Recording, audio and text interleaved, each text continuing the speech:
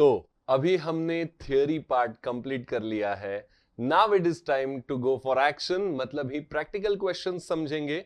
What ever book you have right now for your course, वही book से हम question solve करेंगे। Obviously will not be having all the questions, but definitely जो important है, जिसमें adjustments कई सारा इंक्लूड हो चुका है, ऐसे क्वेश्चंस हम सॉल्व करेंगे फॉर फाइनल अकाउंट्स। तो फर्स्ट क्वेश्चन जो हम करेंगे that is from your book, it is question number 2। So let us understand this question. बढ़ते हैं आगे, क्वेश्चन समझ लेते हैं, पढ़ लेते हैं, and then will move to solution of this question. तो ये देखो क्वेश्चन नंबर 2 में बोला है, from the following trial balance and adjustments given below you are required to prepare trading profit loss account for the year ended 31st March 21 and balance sheet as on that date of Messrs Hiya and Nishi। तो ये trial balance है पूरा, और उसके बाद आपको कुछ adjustments भी दिया है, right. So now will start solution of this, one by one पढ़ते जाएंगे क्या क्या ट्रायल बैलेंस के आइटम्स है, क्या एडजस्टमेंट्स है, और फिर अकॉर्डिंगली हम सॉल्व करेंगे। Now let us understand one more thing. Solution के वक्त आप जो भी मार्किंग करोगे क्वेश्चंस पे, वो इस तरीके का आपको मार्किंग्स करना है। ट्रेडिंग अकाउंट के लिए you can use TDR, trading debit के लिए, ट्रेडिंग क्रेडिट के लिए TCR, PDR for profit loss debit, PCR for profit loss credit, BA for balance sheet asset and BL for balance sheet liability, जो हम normal तरीका अपनाते हैं just to mark down all the transactions, all the items in trial balance. तो वही हम करेंगे। Now let us understand one by one trial balance के आइटम्स पढ़ते जाते हैं। We'll go from debit balances, then we'll move to credit balances, and then we'll go for adjustment for marking. So here we go. सबसे पहला है opening stock, trading debit में लिखना है। क्यों लिखना है, कैसे लिखना है, ये डिस्कशन बहुत गहरा हमने किया है। So trading account debit side में ओपनिंग स्टॉक लिखेंगे। Cash in hand is balance sheet asset, discount allowed profit loss debit, salaries भी profit loss debit, land, furniture, plant machinery, debtors, ये सब आएगा बैलेंस शीट एसेट में। फिर interest paid, bad debts, printing stationery, ये सब आएगा प्रॉफिट लॉस डेबिट में। I hope you know bad debts अगर ट्रायल बैलेंस में दिया है तो वो ओल्ड बैड डेट्स होता है। प्रिंटिंग स्टेशनरी भी आएगा प्रॉफिट लॉस डेबिट में। Then we have provident fund investment. अभी provident fund investment, investment is an asset, so asset side में लिखेंगे। Purchases is trading account debit side. Provident fund contribution, अभी provident fund के लिए every month या every year जो भी expense हम साइड में रखते हैं दैट इज कॉन्ट्रीब्यूशन। सो अपने लिए वो एक्सपेंस ही, अपने लिए मतलब बिजनेस के लिए वो एक्सपेंस ही है, इसलिए वो आएगा प्रॉफिट लॉस डेबिट में। Wages would go as it is direct expense, would go in trading debit, and sales return minus करेंगे सेल्स से। Coming to this side, credit balances में सेल्स से ये माइनस करना है, इसलिए टिक मार्क कर दिया हमने सेल्स को। हिया और निशी का जो कैपिटल है वो जाएगा बैलेंस शीट लायबिलिटी में, सेल्स ऑब्वियसली जाएगा ट्रेडिंग क्रेडिट में, और फिर सन्ड्री क्रेडिटर्स जो है बैलेंस शीट लायबिलिटी में लिखेंगे। Bills payable balance sheet liability, bank loan भी balance sheet liability, discount received it is an income, so लिखेंगे प्रॉफिट लॉस क्रेडिट में।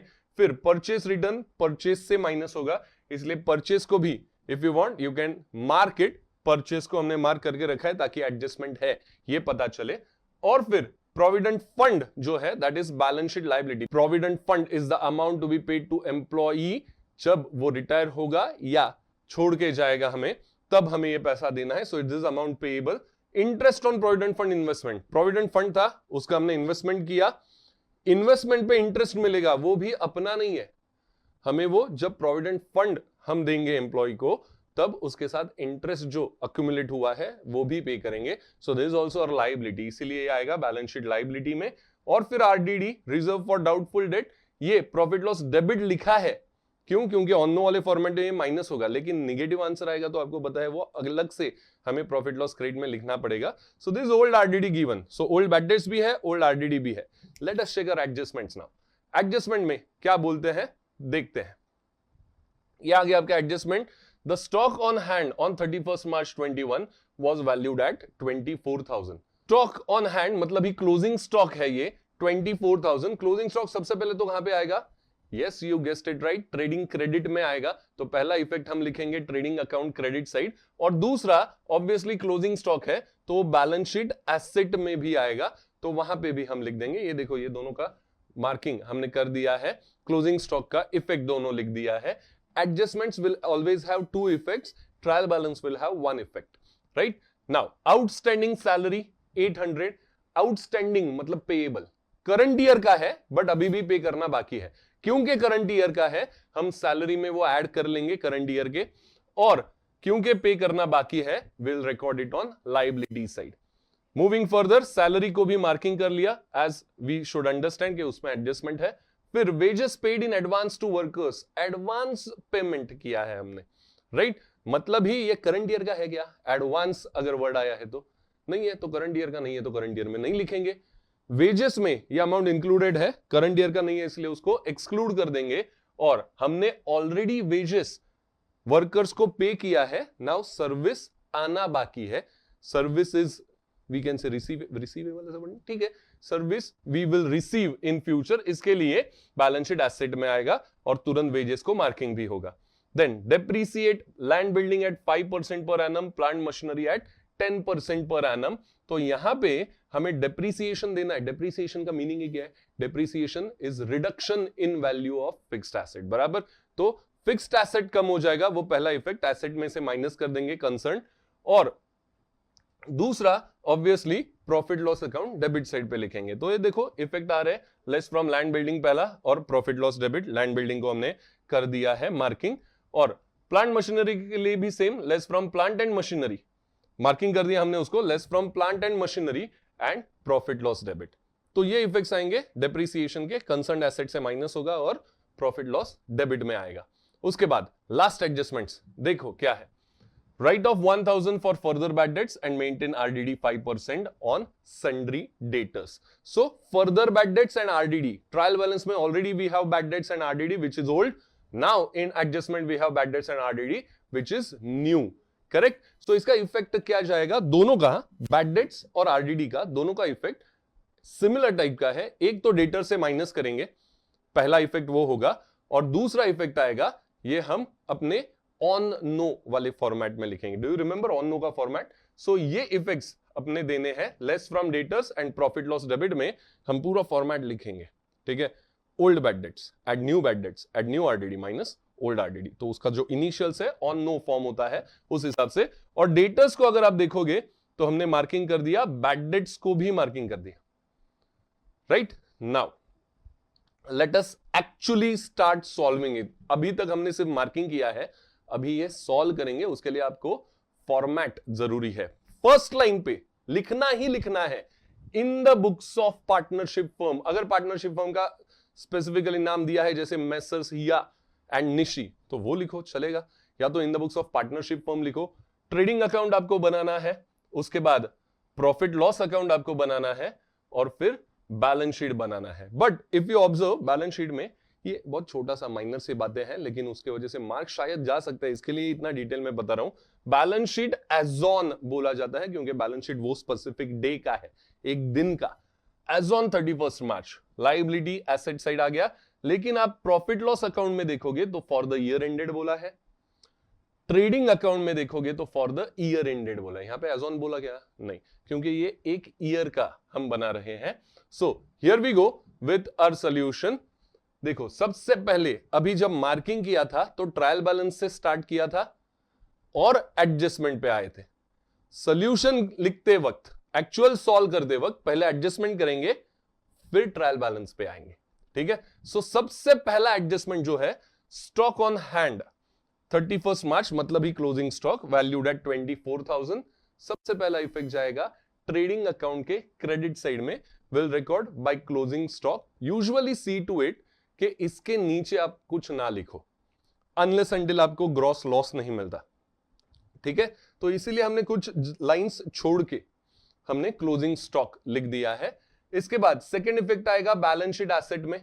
So balance sheet asset side पे विल राइट क्लोजिंग स्टॉक। अभी इसके नीचे कुछ आएगा तो चलेगा, closing stock is current asset, so उसमें अगर आपको कुछ लिखना है इट इज फाइन। तो हमने फिक्स्ड एसेट्स के लिए या इन्वेस्टमेंट्स के लिए जगह छोड़ दिया और फिर हमने क्लोजिंग स्टॉक लिख दिया।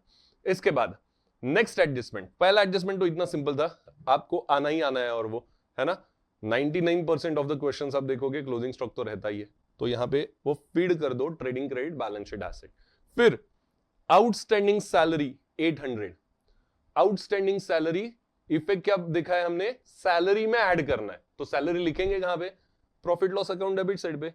विल रिकॉर्ड सैलरी, जो ट्रायल बैलेंस में दिया है वो अमाउंट इनर कॉलम में लिखेंगे। क्यों इनर कॉलम में, नहीं तो एडजस्टमेंट कैसे करेंगे, है ना। सो इसलिए 1500 इनर कॉलम में ट्रायल बैलेंस से लिख दिया, इसमें ये 800 ऐड करना है। सो ऐड आउटस्टैंडिंग, आउटर कॉलम में आ गया 2300। ये पहला इफेक्ट हो गया आउटस्टैंडिंग सैलरी का। दूसरा आउटस्टैंडिंग मतलब क्या, payable, anything payable is your liability. इसके लिए दूसरा इफेक्ट इसका आएगा on liability side. So liability में हम लिखेंगे आउटस्टैंडिंग सैलरी। वापस देखो, कैपिटल अमाउंट लिखने के लिए हमने जगह छोड़ा है और फिर आउटस्टैंडिंग सैलरीज लिखा है 800। दो इफेक्ट खत्म। तीसरा एडजस्टमेंट है wages paid in advance to workers. Wages से माइनस करना है, इफ यू रिमेंबर। सो पहले वेजेस कहां पे लिखोगे, वेजेस लिखेंगे ट्रेडिंग अकाउंट डेबिट साइड पे। सो पहले वेजेस लिखते हैं जो ट्रायल बैलेंस में दिया है 3300। ओपनिंग स्टॉक, परचेस रिटर्न, इनका जगह छोड़ दिया हमने और फिर लिखा है वेजेस। जो फॉर्मेट है उस हिसाब से हमें लिखना है, राइट। सो वेजेस इनर कॉलम 3300 लेस करेंगे एडवांस वेजेस 1000, तो आउटर कॉलम में बचेगा 2300। एडवांस में वेजेस पे किया, सर्विस मिलने वाला है, इसलिए दूसरा इफेक्ट आएगा on balance sheet asset side. ठीक है, बैलेंस शीट एसेट में लिख लेते हैं एडवांस वेजेस अमाउंट 1000। आगे बढ़ते हैं तुरंत, नेक्स्ट एडजस्टमेंट क्या है देखते हैं। डेप्रीसिएशन का एडजस्टमेंट है, लैंड बिल्डिंग पे भी देना है, प्लांट मशीनरी पे भी देना है। सो सबसे पहले लैंड बिल्डिंग का जो वैल्यू है ट्रायल बैलेंस में वो कॉपी कर लेंगे। लैंड बिल्डिंग का वैल्यू है 60,000, लिखेंगे बैलेंस शीट एसेट साइड पे land building amount 60,000 inner column में, और उसमें से डेप्रीसिएशन जितना भी परसेंट बोला है 5% माइनस करेंगे, मतलब 3000, और फिर आउटर कॉलम में आएगा 57,000। उसके बाद प्लांट मशीनरी पे भी हमें एडजस्टमेंट करना है। So plant machinery amount trial balance से हमें मिलेगा, ये देखो ट्रायल बैलेंस में आ गया 26,000, लिख दिया हमने इनर कॉलम में एसेट के, और फिर उसमें 10%, तो 26,000 का 10% बिकम्स इजी है ना, 2600 माइनस करके अमाउंट आउटर में जाएगा 23,400। ये आ गया दोनों का पहला इफेक्ट। दूसरा इफेक्ट देना है प्रॉफिट लॉस अकाउंट डेबिट पे, कंबाइन करके लिखोगे तो मच बेटर। ठीक है, प्रॉफिट लॉस डेबिट पे हम लिखेंगे टू डेप्रीसिएशन ऑन, ठीक है, और फिर उसके नीचे लिख देंगे ये जो अमाउंट्स हमने कैलकुलेट अभी अभी किया था डेप्रीसिएशन का। लैंड बिल्डिंग का 3000 है और प्लांट मशीनरी का है 2600। So total amount of depreciation for this year हमें मिलेगा 5600। सिस्टमेटिक वे ऑफ रिकॉर्डिंग, अलग अलग अमाउंट भी मिला डेप्रीसिएशन का, टोटल अमाउंट भी मिला, करेक्ट। आगे बढ़ते हैं, आगे क्या है, right of 1000 for further bad debts and maintain RDD. Debtors पे कैलकुलेशन होगा, तो सबसे पहले डेटर्स का अमाउंट हमें लगेगा। व्हाट इज आवर डेटर्स का अमाउंट, डेटर्स का अमाउंट यहां पे दिया है देखो 30,000, पहले वो लिखेंगे एसेट साइड पे। सो एसेट साइड पे let us record debtors, sundry debtors 30,000, उस पे हमें क्या बोला है, right of 1000 further bad debts, तो 1000 माइनस कर देते हैं, बैड डेट्स माइनस किया 1000 का, फिर इनर में ही अमाउंट रखा। क्यों, क्योंकि आरडीडी भी तो कैलकुलेट करना है, और मैंने आपको एडजस्टमेंट्स पढ़ाते वक्त बताया था बार बार कि आरडीडी 29,000, मतलब अभी के हिसाब से 29,000 नेट अमाउंट पे कैलकुलेट करना है, विच इज 5% ऑफ 29,000, तो 1450 ये अमाउंट आ गया आरडीडी का, माइनस करके अभी जाएगा आउटर कॉलम में। नाउ प्लीज अंडरस्टैंड, डेटर्स पे और कोई भी एडजस्टमेंट रहता, कोई भी, तो पहले कर देते, फिर बैड डेट्स माइनस करते, फिर आरडीडी माइनस करते। अगर होता आरएफडीडी तो ये अमाउंट पहले इनर में रखते, और फिर ये अमाउंट पे आरएफडीडी माइनस करके फिर आउटर में जाता। ये सीक्वेंस याद रखो, ये बार बार मैं क्यों बता रहा हूं, ताकि आपको याद रहे। ठीक है, फिलहाल बैड डेट्स आरडीडी माइनस कर दिया, हम सेकंड इफेक्ट देंगे उसका profit loss account debit side पे। तो बहुत कुछ लिखना है प्रॉफिट लॉस डेबिट पे अभी, late us understand. Profit loss debit पे सबसे पहले लिखना है टू बैड डेट्स, कौन सा वाला, ओल्ड वाला जो ट्रायल बैलेंस में दिया है वो, सो 2700। फिर अभी जो ताजा ताजा कैलकुलेशंस हमने किया है डेटर्स पे, वो वाले अमाउंट्स यहां पे डाल देंगे। बैड डेट्स हमने 1000 रुपीज कैलकुलेट किया है डेटर्स पे, तो वो 1000 ऐड कर देंगे। फिर न्यू आरडीडी हम ऐड करेंगे। सो ये देखो यहां पे न्यू आरडीडी भी हमने कैलकुलेट किया था 1450, so that will add here, and इसके टोटल में से हम माइनस करेंगे old RDD. Now old RDD again you will get from trial balance. ये देखो यहां पे ओल्ड आरडीडी दिया है 1000, तो अभी इसमें से 1000 रुपीज माइनस करेंगे तो पॉजिटिव अमाउंट ही रहेगा, तो बेझिझक हम यहां पे लिख सकते हैं। अगर ओल्ड आरडीडी ये टोटल से ज्यादा है तो वो अलग से लिख देना है हमें, ठीक है, क्रेडिट साइड पे, ये आउटर में आएगा, ओल्ड आरडीडी क्रेडिट साइड पे लिख दो, कोई बात नहीं, ठीक है। So now will deduct old RDD from this, और फिर अमाउंट आएगा आउटर कॉलम में, ठीक है, 2150। अभी देखो ओल्ड न्यू, न्यू और ये ओल्ड, इसीलिए हमने उसको लिखा है ऑन नो, मतलब बोला है हमने ऑन नो का फॉर्मेट। आगे बढ़ते हैं, अभी ट्रायल बैलेंस में जो जो बचा है वो लिखते जाते हैं, है ना। कुछ चीजें ट्रायल बैलेंस के कुछ आइटम्स हमने ऑलरेडी लिख दिए है वाइल एडजस्टमेंट्स, 5 एडजस्टमेंट था, पूरा कर दिया। Now will go for trial balance, एक एक इफेक्ट देते जाना है। ओपनिंग स्टॉक ट्रेडिंग के डेबिट में पहले लाइन पे लिखना है। इसके बाद कैश इन हैंड नेक्स्ट है, तो कैश इन हैंड आएगा बैलेंस शीट एसेट में, ठीक है, बैलेंस शीट एसेट में लिख देंगे कैश इन हैंड, ये देखो लिख दिया, अमाउंट भी लिख दिया आउटर कॉलम में। जिसको एडजस्टमेंट नहीं है वो अमाउंट इनर कॉलम में लिख के क्या करे, डायरेक्टली आउटर कॉलम में लिखना है, ये भी समझ लो, ठीक है। इसके बाद आएगा डिस्काउंट अलाउड, डिस्काउंट अलाउड लिखेंगे प्रॉफिट लॉस अकाउंट डेबिट में, जो मार्किंग ऑलरेडी किया ही है हमने, प्रॉफिट लॉस डेबिट में अमाउंट लिख दिया 1000 आउटर कॉलम में। देन देखो सैलरी लैंड बिल्डिंग ऑलरेडी हो चुका है ना लिख के, वापस क्यों लिखने का।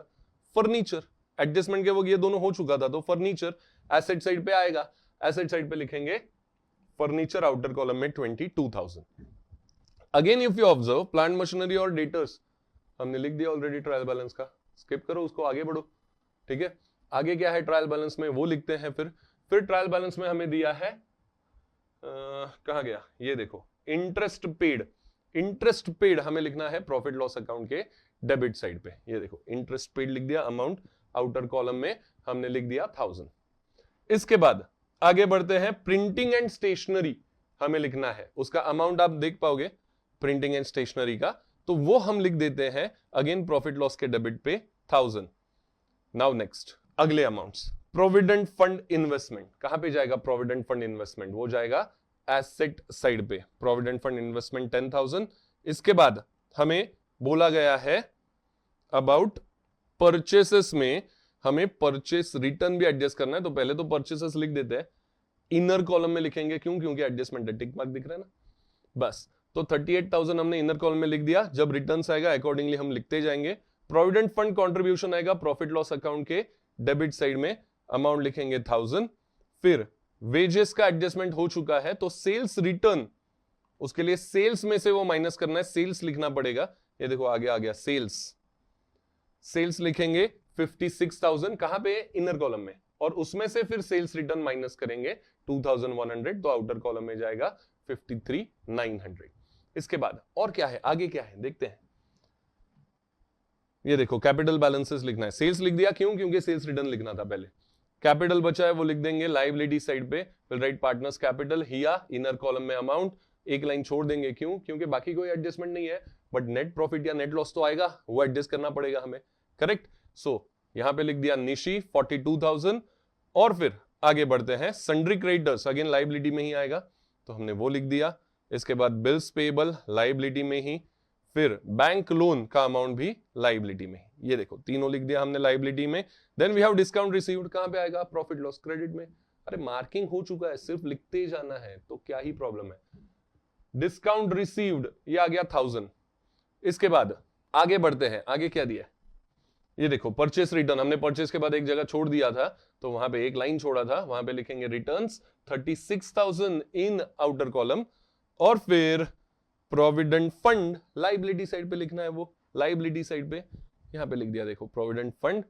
इनर में क्यों लिखा सर, क्योंकि देखो प्रोविडेंट फंड के साथ साथ हमें और कौन सा ऐसा अमाउंट है जो एम्प्लॉय को देना है, मैंने बोला interest on provident fund investment, वो भी हमें एम्प्लॉय को ही देना है ना, सो इसीलिए वो इनर में लिखा है, ताकि ये इंटरेस्ट हम ऐड कर पाए।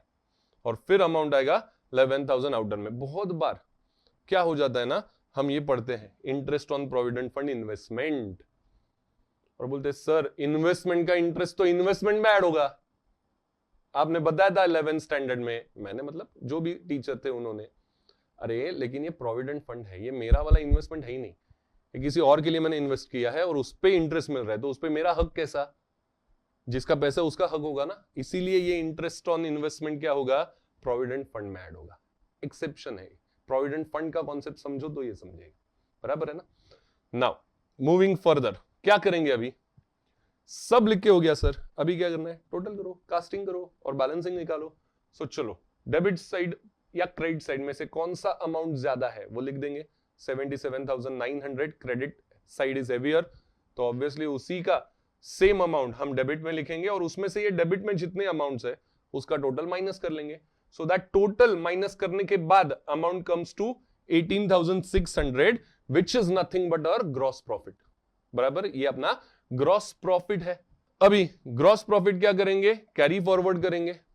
कहां पे कैरी फॉरवर्ड करेंगे, ग्रॉस प्रॉफिट कैरी फॉरवर्ड करेंगे प्रॉफिट लॉस अकाउंट में। देखो 11th स्टैंडर्ड का इनिशियल बेस तो आपको पता है, फिर भी मैं ये सब बता रहा हूं ताकि पहला क्वेश्चन है, किसी को भी डाउट ना आए। तो gross profit opposite side of P&L account transfer होगा। सो ग्रॉस प्रॉफिट यहां पे लिख दिया हमने 18,600। उसके बाद आगे बढ़ते, अभी क्या करेंगे, प्रॉफिट लॉस अकाउंट का टोटल करेंगे। सो अगेन क्रेडिट साइड का टोटल इज हेवियर, वो हमें लिखना है डेबिट साइड पे भी, और फिर इसमें से ये पूरा माइनस करना है। तो हमें मिलेगा क्या, net profit. If my incomes are more than my expenses तो मुझे प्रॉफिट होगा, क्योंकि प्रॉफिट लॉस अकाउंट में है तो नेट प्रॉफिट बोलेंगे। ट्रेडिंग में हमने बोला था gross profit. So net profit कितना आया, 5,550 नेट प्रॉफिट। सिर्फ यहां पे चेंज क्या है, पहली बार 11 में ये नहीं किया था, पहली बार कर रहे क्या, अभी पार्टनर से सर। सो 5,550 किसी अकेले का है क्या, नहीं, हिया और निशी दोनों का है, तो वो दोनों में स्प्लिट होगा। ठीक है, जो भी प्रॉफिट शेयरिंग रेशो दिया जाएगा, अगर प्रॉफिट शेयरिंग रेशो नहीं दिया है तो इक्वल अज्यूम करना है, ये तो आपको पता है। सो ये जो अमाउंट है वो स्प्लिट हो गया, देखो इक्वली। ठीक है, 5,550 को इक्वली स्प्लिट कर दिया, ये पहली बार कर रहे हैं और ये करना जरूरी है यहां पे। ठीक है, क्योंकि अलग अलग कैपिटल लिखा है, उसमें अलग अलग नेट प्रॉफिट हमें एडजस्ट करना है इसके लिए। सो ये आपको करना ही करना है, इनर कॉलम में बाइफर्केशन दिखाना है प्रॉफिट का। अगर लॉस आता है तो भी सेम, लॉस आया तो भी वो बाइफर्केट होगा, प्रॉफिट या लॉस दोनों। सो फिर आप जाओगे लायबिलिटी साइड पे, मतलब ही बैलेंस शीट में, और लायबिलिटी पे हिया और निशी का जो कैपिटल है उसमें नेट प्रॉफिट क्या करोगे, ऐड करोगे। सो ऐड नेट प्रॉफिट, हिया का कैपिटल टोटल आ गया आउटर कॉलम में, निशी का भी नेट प्रॉफिट ऐड करके अमाउंट आ गया आउटर कॉलम में। अभी सबसे बड़ा काम, क्या काम, बैलेंस शीट टैली करना है। देखो बहुत बार ऐसा होता है, अभी मैं भी तो स्टूडेंट रह चुका हूं, मुझे भी तो पता है, लायबिलिटी साइड पे ना बहुत बार ऐसे होता है, हमेशा नहीं लेकिन बहुत बार कम अमाउंट्स रहता है लायबिलिटी साइड पे कंपेयर टू एसेट साइड। तो हम क्या करते हैं, लायबिलिटी का टोटल ले लिया, एसेट में वही डाल दिया, क्योंकि सर मुझे तो पता है दोनों सेम आने वाला है। एग्जाम में ऐसा नहीं करो, दोनों साइड का करके देखो, अगर कुछ नहीं आया सेम टोटल तो समझ जाना कि कुछ गड़बड़ है, तो you can rectify it afterwards. ठीक है, सो इसीलिए सबसे पहले हम क्या करेंगे, टोटल करेंगे लायबिलिटी का, जो आ रहा है मेरा 1,66,950, और उसके बाद हम अलग से टोटल करेंगे एसेट का, जो भी कितना आ रहा है 1,66,950। अगर आपका मन साफ है तो टोटल मैच होगा, अगर आपके मन में पाप है तो टोटल मैच नहीं होगा। मन साफ है का मतलब आपका कॉन्सेप्ट क्लियर है, और मन में पाप मतलब कॉन्सेप्ट क्लियर नहीं है फिर भी आगे बढ़ते जा रहे, ये बात है मेरा। ठीक है, सो टोटल मैच हो रहा है मतलब सब कॉन्सेप्ट क्लियर है। वेरी गुड, कॉन्ग्रेचुलेशंस, पहले टाइम 12th का हम क्वेश्चन किए हैं और वो टैली हो गया है। सो वेरी गुड, ये यहां पे हो गया, आप खुद से करोगे तो भी होना चाहिए, तो प्रैक्टिस हमें करना पड़ेगा। So this are first question, that is question number 2 from your book. आगे भी क्वेश्चंस करेंगे बट अभी के लिए इतना ही।